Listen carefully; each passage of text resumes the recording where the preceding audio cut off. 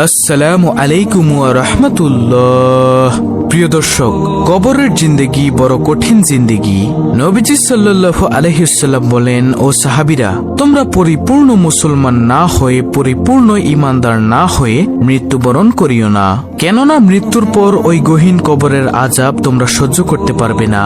তাই আজকেই তোমরা পরিপূর্ণ মুসলমান না হয়ে মৃত্যুবরণ করিও না। তাই প্রিয় দর্শক, আজকের এই ভিডিওতে শ্রেষ্ঠ দুইটি ইস্তেগফার সম্পর্কে আলোচনা করব, যে ইস্তেগফারগুলো পাঠ করলে আপনারা ইনশাআল্লাহ আল্লাহ তাআলার দরবারে ক্ষমা পেয়ে যাবেন এবং পরবর্তীতে ইনশাআল্লাহ আল্লাহ তাআলার রহমত পেয়ে জান্নাত লাভ করতে পারবেন। সুবহানাল্লাহ। সেই ইস্তেগফার সম্পর্কে আজকের ভিডিওতে আলোচনা করব। আমার বিশ্বাস আজকের ভিডিওটি তারাই সম্পূর্ণ দেখবে যারা মন থেকে চান তাদের সমস্ত গুনাহ মাফ হয়ে যাক, এবং কবরের ওই ভয়াবহ জিন্দেগি থেকে যারা পরিত্রাণ পেতে চান তারাই আজকের এই ভিডিওটি না টেনে সম্পূর্ণ দেখবেন ইনশাআল্লাহ। তাহলে চলুন প্রিয় দর্শক, ভিডিওর মূল আলোচনায় প্রবেশ করা যাক।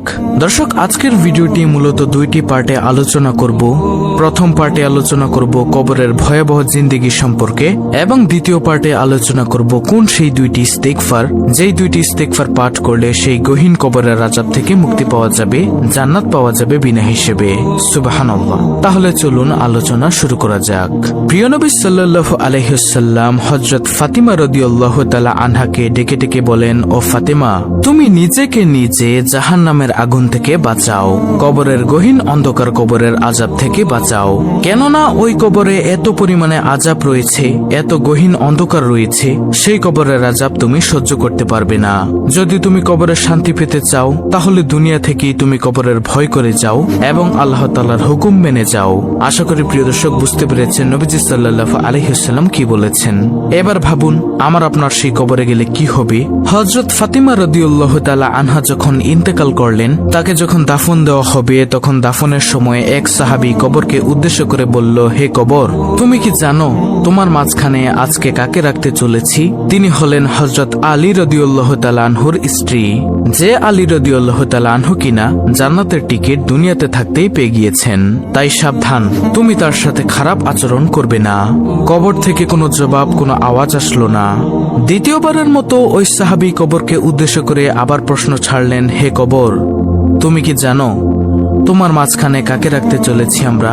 হযরত হাসান হুসাইন রাদিয়াল্লাহু তাআলা আনহু, যারা হবে জান্নাতের যুবকদের সর্দার, আমি তাদের আম্মাকে তোমার মাঝখানে রাখতে চলেছি। সাবধান, তুমি তার সাথে খারাপ আচরণ করিও না। তৃতীয়বারের মতো কবর থেকে কোনো আওয়াজ আসলো না, জবাব আসলো না। তখন সাহাবী আবার কবরকে উদ্দেশ্য করে বললেন, হে কবর, তুমি কি জানো তোমার মাঝখানে কাকে রাখতে চলেছি? সাবধান, তার সাথে খারাপ ব্যবহার করবে না। তিনি হলেন দোজাহানের বাদশাহ, বিশ্বনবী, আখিরি নবী, নবী মুহাম্মদুর রাসূলুল্লাহ সাল্লাল্লাহু আলাইহি ওয়াসাল্লামের আদরের একমাত্র কন্যা হযরত ফাতিমা রাদিয়াল্লাহু তাআলা আনহা।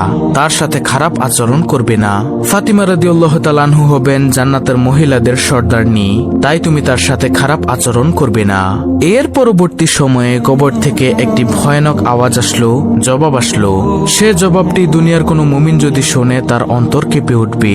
কবর থেকে জবাব আসলো, উত্তরে আসলো, হে সাহাবী, আমি কাউকেই চিনি না।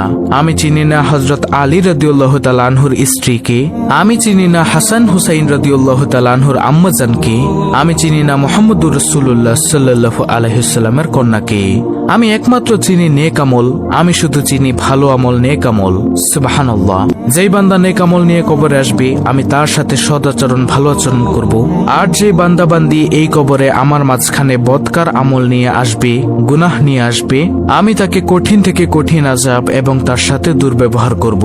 এই কথা শুনে যদি কোনো বান্দার বান্দির অন্তর না গলে, এবার একটু ভাবুন প্রিয় দর্শক, হযরত ফাতিমা রাদিয়াল্লাহু তাআলা আনহা, যারা কিনা নবীজি সাল্লাল্লাহু আলাইহি ওয়াসাল্লামের মেয়ে ছিলেন, দুনিয়াতে থাকতে জান্নাতের টিকিট পেয়ে গিয়েছেন, তাদের প্রতি যদি কবর থেকে এমন ভয়ানক আওয়াজ, জবাব আসতে পারে, আমাদের আপনাদের কি হবে? আমরা তো সারা জীবন গুনাহ করেই চলেছি, গুনাহের মধ্যে ডুবে আছি সব সময়। তাই একটু ভয় করুন, আপনার আমার কি হবে? প্রিয় দর্শক, নবীজি সাল্লাল্লাহু আলাইহি ওয়াসাল্লাম বলেন, যখন কোনো বান্দা বান্দি যদি এই গহীন কবরে প্রবেশ করে, তার জন্য রয়েছে কঠিন আযাব। এই আযাব দুনিয়ার কোনো মানুষ যদি নিজের চোখে দেখত তাহলে তারা পাগল হয়ে যেত। প্রিয় দর্শক, যদি এই কবরের আযাব থেকে থেকে মুক্তি পেতে চান তাহলে আজকে আমরা এই দুইটি ইস্তেগফার সম্পর্কে জানবো এবং নিয়মিত আমল করব। আমরা যদি ইস্তেগফারের আমল করতে পারি, নিয়মিত ইস্তেগফারের আমল আমরা করব, ইস্তেগফার পাঠ করব, আল্লাহ তাআলার হুকুম মেনে চলবো এবং নবীজি সাল্লাল্লাহু আলাইহি সাল্লামকে অনুকরণ করে চলবো, তাহলেই আমরা এই কবরের কঠিন আযাব থেকে মুক্তি পাবো এবং মৃত্যুবরণ করার সঙ্গে সঙ্গে, মরণ হওয়ার সঙ্গে সঙ্গে সরাসরি আমরা জান্নাতে চলে যেতে পারবো ইনশাআল্লাহ। তাই প্রিয় দর্শক, চলুন দুইটি ইস্তেগফার জেনে নেই। সর্বপ্রথমে যে ইস্তেগফারটি রয়েছে তা হলো আমরা সবাই জানি ছোট্ট একটি ইস্তেগফার, আস্তাগফিরুল্লাহ আস্তাগফিরুল্লাহ আস্তাগফিরুল্লাহ। আমরা সকলেই পড়তে পারি। এই ইস্তেগফার সবচেয়ে ছোট ইস্তেগফার। এই ইস্তেগফার আমাদের কাছে অনেক সাধারণ মনে হলেও এই ইস্তেগফারের অনেক অনেক ফজিলত রয়েছে। আল্লাহ রাব্বুল আলামিন নবীজি সাল্লাল্লাহু আলাইহি সাল্লামকে বলেন, হে নবী, আপনি যতদিন তাদের মাঝখানে বেঁচে রয়েছেন আমি তাদের উপর আযাব গজব নাজিল করব না।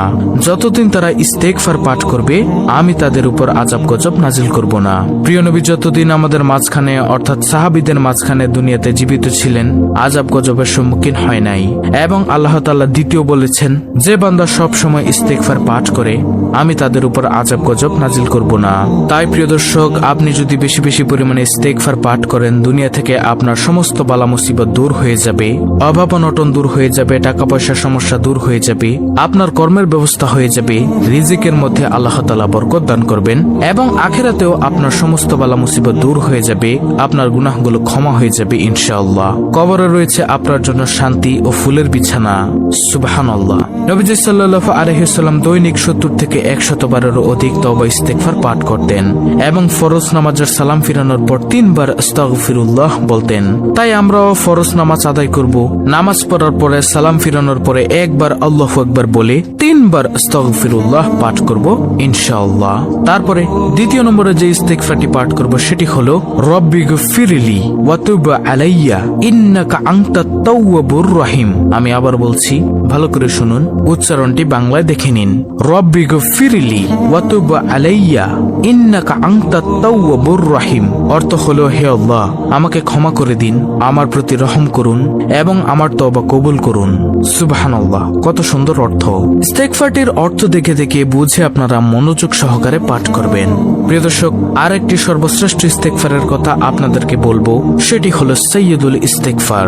ক্ষমা প্রার্থনার শ্রেষ্ঠ ইস্তেগফার হচ্ছে সাইয়্যিদুল ইস্তেগফার। সাইয়্যিদুল ইস্তেগফার সম্পর্কে আমাদের চ্যানেলে অনেক ভিডিও আছে, আপনাকে দেখার জন্য অনুরোধ রইল। তো প্রিয় দর্শক, আমরা ইনশাআল্লাহ এই ইস্তেগফার গুলো পাঠ করে আল্লাহ তাআলার কাছে ক্ষমা চেয়ে নিব। তাহলে আশা করি ইনশাআল্লাহ আমরা কবরের আযাব থেকে, জাহান্নাম থেকে মুক্তি পাবো। ভিডিওটি ভালো লাগলে অবশ্যই চ্যানেলটিকে সাবস্ক্রাইব করে পাশে থাকা বেল বাটন অল বাজিয়ে দিবেন। ভিডিওটিতে একটি লাইক দিবেন এবং কমেন্টে আমিন লিখবেন, আলহামদুলিল্লাহ লিখবেন এবং অন্য মুসলিম ভাই বোনদের কাছে ভিডিওটি শেয়ার করে দিবেন যেন তারাও দেখে শিখে এই আমলটি করতে পারে, ইস্তেগফার করে তাদের সকল গুনাহ ক্ষমা করিয়ে নিতে পারে।